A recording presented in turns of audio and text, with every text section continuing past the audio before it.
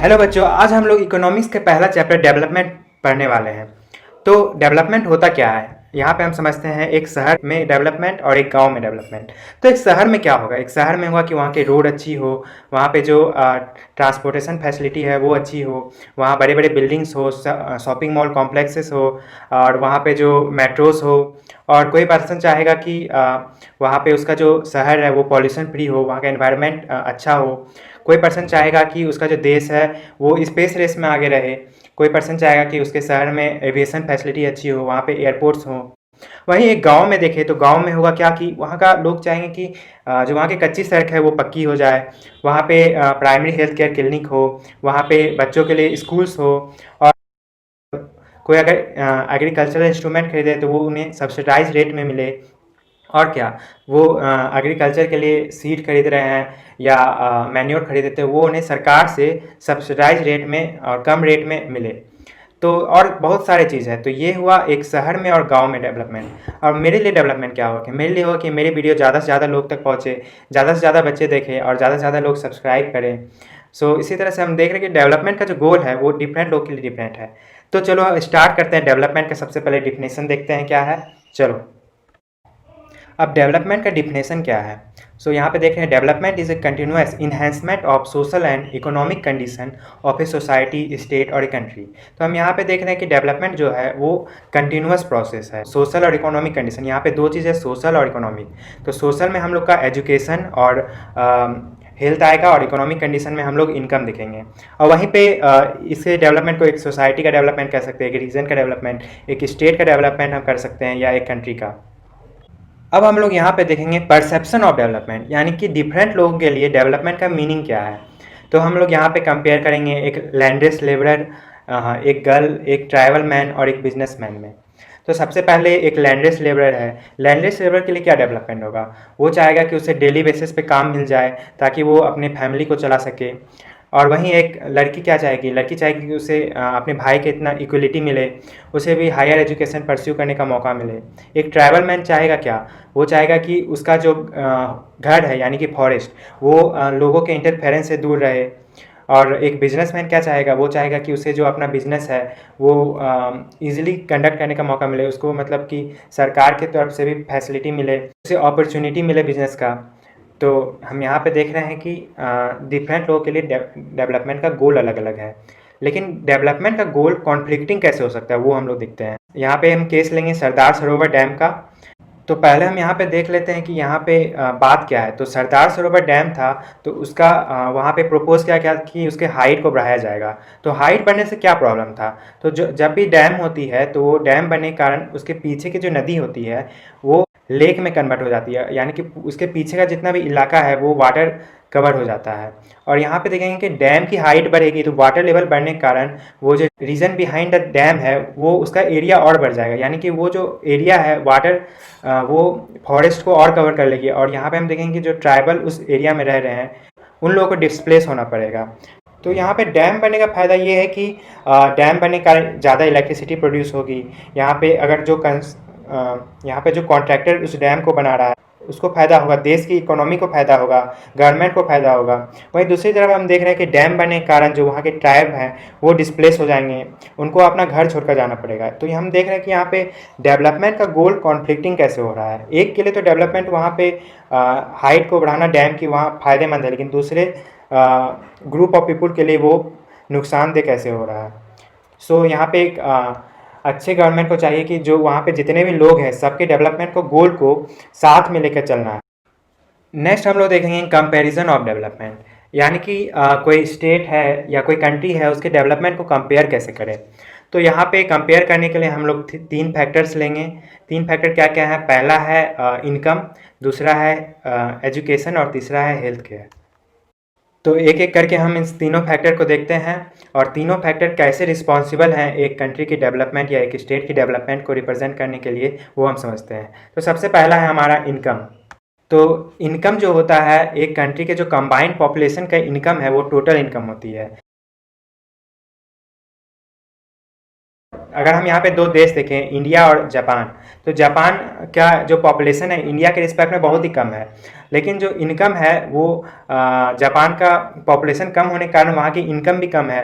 तो हम यहाँ पे कैसे कह सकते हैं कि इंडिया जो है वो जापान से ज़्यादा डेवलप है या जापान इंडिया से ज़्यादा डेवलप है? तो यहाँ पे हम देखें, जापान एक डेवलप कंट्री है, वहीं पे इंडिया एक डेवलपिंग कंट्री है। तो जापान यहाँ पे इंडिया से ज़्यादा डेवलप है, लेकिन जापान की जो टोटल इनकम है वो इंडिया से बहुत कम है। तो यहाँ पे एक टर्म आता है एवरेज इनकम। एवरेज इनकम क्या है? एवरेज इनकम होता है total income divided by the total population of the country. तो यहाँ पे ये हो गया एवरेज इनकम का फॉर्मूला, इसे हम पर कैपिटा इनकम भी कहते हैं। तो ये जो है ये रिप्रेजेंट करती है कि एक कंट्री में ऑन एन एवरेज एक पर्सन की आय कितनी है, इनकम कितनी है। बट क्या एवरेज इनकम सही है दो कंट्रीज़ को कंपेयर करने के लिए? यहाँ पे हम देखते हैं कि इसका एम्बिग्विटी कहाँ पे आती है। तो यहाँ पे हम देख रहे हैं एग्जांपल्स, एनसीईआरटी के एग्जांपल्स, एक दो कंट्री, कंट्री ए और कंट्री बी। तो वहाँ के पहले कंट्री की इनकम जो है वो जो इनकम है वहाँ के 5 लोग की इनकम, मतलब कि सबके इनकम जो है आसपास है। और वहीं कंट्री बी की जो इनकम है वो देख रहे हैं हम यहाँ पे कि 4 लोग की इनकम 500 है और एक अकेले व्यक्ति की इनकम 48,000 है। तो हम यहाँ पे देख रहे हैं कि 4 लोग वहाँ पे गरीब है और एक अकेला व्यक्ति है वो बहुत अमीर है। वहीं कंट्री ए है, वहाँ पे सभी लोग की इनकम मोर और लेस सेम है। तो वहाँ पे हम देख रहे हैं कि जो पहला कंट्री है वहाँ पे जो रिसोर्स होगा वो इवनली डिस्ट्रीब्यूट होगा। वहीं दूसरा कंट्री होगा वहाँ पे एक ही पर्सन के हाथ में सभी रिसोर्स होंगे और वहाँ पे बाकी लोग पुअर हो जाएंगे। तो इस कार्टून से हम समझ सकते हैं कि यहाँ पे एक कार्टून में हम देख रहे हैं कि किस तरह से ज़्यादा रिसोर्स, एक सिंगल व्यक्ति ज़्यादा रिसोर्स कंज्यूम कर रहा है और बाकी लोग को कम रिसोर्सेज मिल रही है। वहीं दूसरी कंट्री जहाँ पे कि जितने भी रिसोर्स है वहाँ इक्वली शेयर किए जा रहे हैं। तो यहाँ पे ये बहुत ही ज़रूरी होता है कि एक कंट्री में जो वहाँ के रिसोर्स हैं वो इवनली डिस्ट्रीब्यूट हो। सो यहाँ पे एवरेज इनकम में एम्बिग्विटी आती है। अब हम लोग नेक्स्ट देखेंगे जो हम लोग का फैक्टर है एजुकेशन और हेल्थ केयर। तो एजुकेशन हेल्थ केयर को समझने से पहले हम कुछ डिफिनेशन देखते हैं। तो यहाँ पे जो है 3 डिफिनेशन एनसीईआरटी में है, infant mortality rate, literacy rate और net attendance ratio. Infant mortality rate होता है the number of children that die before the age of 1 year as a proportion of 1000 children born in the particular year. तो एक साल में 1000 जितने भी children born हुए उसमें कितना बच्चे मर जा रहे हैं। तो ये इन्फेंट मोर्टेलिटी रेट ये दिखाता है कि उस कंट्री या स्टेट की जो हेल्थ केयर फैसिलिटी है वो कैसी है। वहीं दूसरा डिफिनेशन है literacy rate, the proportion of literate population in the 7 and above as group. तो एक पर्टिकुलर एज ग्रुप में कितने बच्चे जो हैं वो एजुकेटेड हैं। एजुकेटेड मतलब कि वो लिखना या पढ़ना जानते हैं।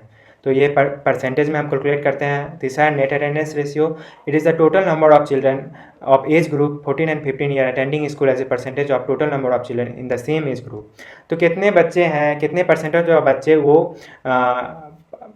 रेगुलर बेसिस पे स्कूल जा रहे हैं। तो पहला जो है इन्फेंट मोर्टेलिटी रेट वो हेल्थ केयर को दिखला रहा है और दूसरा और तीसरा जो डिफिनेशन है, टर्म है, वो एक स्टेट या कंट्री की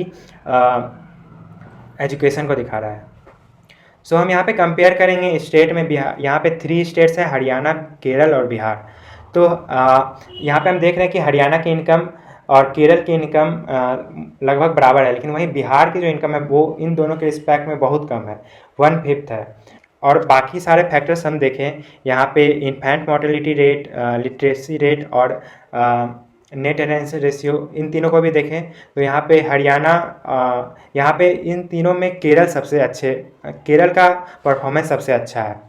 और वहीं बिहार यहाँ पे भी तीनों में सबसे पीछे रह गया। लिटरेसी रेट बिहार में बहुत कम है, वहाँ पे हेल्थ केयर फैसिलिटी बहुत ख़राब है बिहार में। 42 बच्चे, 1000 में 42 बच्चे मर जा रहे हैं एक ईयर में। वहीं हरियाणा की भी जो हेल्थ केयर फैसिलिटी उतनी अच्छी नहीं है। तो यहाँ पे इन तीनों को जितने भी फैक्टर हैं सबको मिला के करेंगे कंपेयर, तो ऑन एन एवरेज केरल जो है वो नंबर 1 स्टेट है, फिर उसके बाद इन तीनों में हरियाणा है और सबसे लास्ट में जो है वो बिहार है। तो इस तरह से हम इन तीनों फैक्टर को और डिफरेंट फैक्टर को लेके रैंकिंग दे सकते हैं। इन तीनों के अलावा कुछ अदर फैक्टर्स हैं जैसे कि सिक्योरिटी, सोसाइटी की सिक्योरिटी कैसी है, वहाँ पे क्रिमिनल रेट्स कम होनी चाहिए, पॉल्यूशन फ्री एनवायरनमेंट होना चाहिए, बेटर सोसाइटी होना चाहिए, सोसाइटी में जो सोशल एनवायरनमेंट है वो अच्छी होनी चाहिए, गुड इंफ्रास्ट्रक्चर होनी चाहिए यानी कि रोड वहाँ की अच्छी होनी चाहिए, वहाँ पे नाली होनी चाहिए, स्ट्रीट लाइट अच्छी होनी चाहिए, फ्रीडम, वहाँ पे लोगों की कितनी फ्रीडम मिल रही है, फ्रीडम ऑफ स्पीच, इक्वलिटी कितनी है वहाँ पे लोगों के बीच में, और इसके अलावा बहुत सारे फैक्टर्स हैं, और एक वहाँ पीडीएस यानी कि पब्लिक डिस्ट्रीब्यूशन सिस्टम कैसा है वहाँ का, ये और इस तरह से बहुत सारे फैक्टर्स हैं। इन सारे फैक्टर्स को भी कंसिडर किया जाता है एक रिलेवेंट कंपैरिजन करने के लिए। सो नेक्स्ट टर्म है हमारा बीएमआई। बीएमआई यानी कि body mass index. BMI calculate कैसे होता है? बीएमआई होता है weight of a person in kilogram divided by height of person in metre का स्क्वायर। तो इस तरह से हम बीएमआई कैलकुलेट कर सकते हैं। बीएमआई दिखाता है कि एक बच्चा अंडर वेट है, नॉर्मल है या ओवर वेट है। तो हम यहाँ देखते हैं कि जो नॉर्मली बीएमआई का रेंज है वो अगर 18.5 से कम हो तो वो जो बच्चा है वो अंडर वेट होगा। 18.5 से 24.9 हो तो वो नॉर्मल होगा, और उससे ज़्यादा होगा 24.9 से 30 तक तो वो ओवर वेट होगा, और उससे ऊपर यानी 30 से ऊपर होगा तो वो ओएस होगा। तो इस तरह से हम बीएमआई के आधार पे हम डिफरेंट कैटेगरी में डिवाइड कर सकते हैं। तो यहाँ पे एक टेबल है जिसमें कि हम लोग डिफरेंट कंट्रीज़ यानी कि इंडिया के जो सब कंटिनेंट में कंट्रीज़ है उसको कंपेयर किए हैं। तो यहाँ पे ये जो है एचडीआई के द्वारा रैंकिंग निकाला गया है। एचडीआई यानी कि ह्यूमन डेवलपमेंट इंडेक्स। तो ये यूएनडीपी यानी कि यूनाइटेड नेशन डेवलपमेंट प्रोग्राम के द्वारा निकाला जाता है। तो इसमें भी वही 3 जो फैक्टर्स है वही कंसिडर किए जाते हैं, एजुकेशन, हेल्थ और इनकम। तो जो यहाँ पे हम लोग कंट्रीज़ देख रहे हैं वो उसमें देख रहे हैं कि इंडिया की जो रैंकिंग है वो 131 है, यानी कि बहुत ही पुअर है। अराउंड 198 कंट्रीज़ में इंडिया की रैंकिंग 131 है, जो कि बहुत ही पुअर है। और वहीं श्रीलंका जो एक छोटी कंट्री है उसकी रैंकिंग इंडिया से बहुत अच्छी है। तो यहाँ पे इंडिया को अभी बहुत ही सुधार करना है, हो कि आगे जाके इंडिया की रैंकिंग अच्छी होगी। तो यहाँ पे कुछ टर्म्स हैं इंडिया ह्यूमन डेवलपमेंट इंडेक्स यानी कि 188 कंट्रीज़ में यहाँ पे दिया गया है। लाइफ एक्सपेक्टेंसी यानी कि कितनी वहाँ की एज है, वहाँ पे नॉर्मल जो एवरेज एज कितनी है। फाइनली हम लोग अब इस चैप्टर के लास्ट टॉपिक पे आ गए हैं, सस्टेनेबल डेवलपमेंट। इसका जो डिफिनेशन है, sustainable development is a development that meets the need of present without compromising the need of future generation. आज हम लोग को जो रिसोर्सेस मिली है तो वो रिसोर्सेस हम जिस तरह से आज यूज कर रहे हैं वो कुछ ही समय बाद वो ख़त्म हो जाएगी। इस रिसोर्सेज को हमें अपने फ्यूचर जनरेशन के लिए बचा के रखना है। ग्राउंड वाटर, यहाँ पे हम 2 एग्जांपल लेंगे, ग्राउंड वाटर और फॉसिल फ्यूल। ग्राउंड वाटर तो जो है कि रिन्यूएबल रिसोर्स है, लेकिन हम लोग उसका इतना ज़्यादा ओवर यूज़ कर रहे हैं और इतना ज़्यादा वो मतलब कि आज एक सिटी में वो पूरे कंक्रीट से कवर हो गई जो सॉइल है, तो वहाँ पे इनफिल्ट्रेशन नहीं हो पा रहा है। तो यहाँ पे रिप्लेनिशमेंट है ग्राउंड वाटर का, वो नहीं हो पा रहा है। तो देखते हैं हम इसका आउटकम हम देख ही रहे हैं कि जो ग्राउंड वाटर का लेवल है वो नीचे जाता ही जा रहा है, जाता ही जा रहा है। वहीं फॉसिल फ्यूल के केस में, जो फॉसिल फ्यूल है, ग्राउंड वाटर तो रिन्यूएबल है, वो आपका इवेपोरेट होगा और फिर रेन के द्वारा आएगा अगर हम उसका प्रॉपर कंजर्वेशन करें तो। लेकिन फॉसिल फ्यूल है वो अर्थ पे एक डिफरेंट अमाउंट में है, यानी कि एक बार ख़त्म हो गया तो उसे बनने में मिलियंस ऑफ ईयर लगेंगे। तो आज हम जिस तरह से फॉसिल फ्यूल यूज़ कर रहे हैं, in a few 100 year it will all get exhausted. So हम लोग को इसे बहुत ही जुडिशियली यूज करना है और अपने फ्यूचर जनरेशन के लिए बचा के रखना है। सो यही है सस्टेनेबल डेवलपमेंट, यानी कि डेवलपमेंट हमें करना है लेकिन जो फ्यूचर जनरेशन है उसके नीड को अंडरमाइन नहीं करना है। सो ये था डेवलपमेंट चैप्टर का लास्ट टॉपिक, और इसी तरह डेवलपमेंट चैप्टर ख़त्म हुआ। इस वीडियो को लाइक कर देना एंड चैनल को सब्सक्राइब करो और बेल आइकन जरूर से प्रेस कर देना। सो सी यू देन।